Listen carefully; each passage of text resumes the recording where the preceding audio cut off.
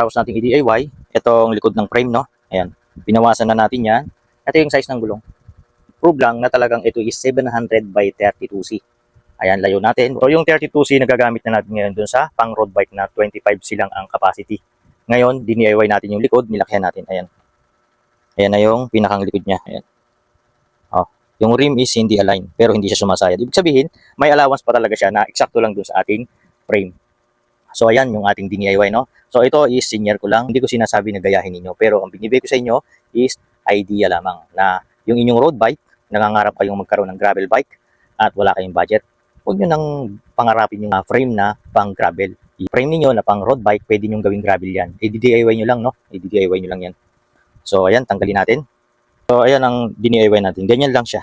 So maliit lang naman ang binawas natin. Ayan.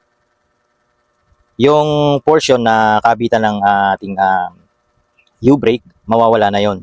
Kasi mas priority natin na gagawing disc brake na lang ito. So masasacrifice yung ating lagay ng U-brake. Kaya ganyan itsura niyan. Pag nirepaint natin yan, hindi na yun halata.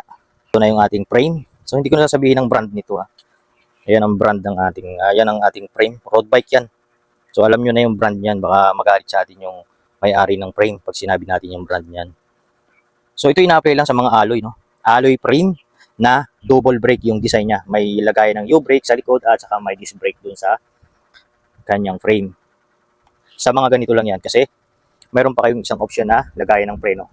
At yun yung magiging disc brake na lang siya. Hindi na siya pang U-brake. Ayan ang ating frame.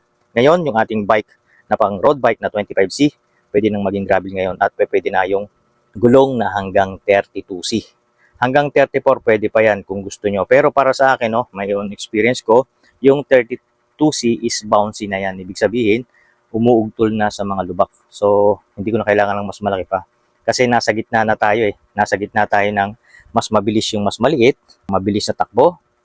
Pagka sa gravel naman, 32, nagbabounce na rin. So, nandun lang tayo sa middle na nasa gitna tayo ng dalawa. Mabilis, pero nagbabounce na sa lupa. Hindi na siya tagtag sa katawan. So, ayan.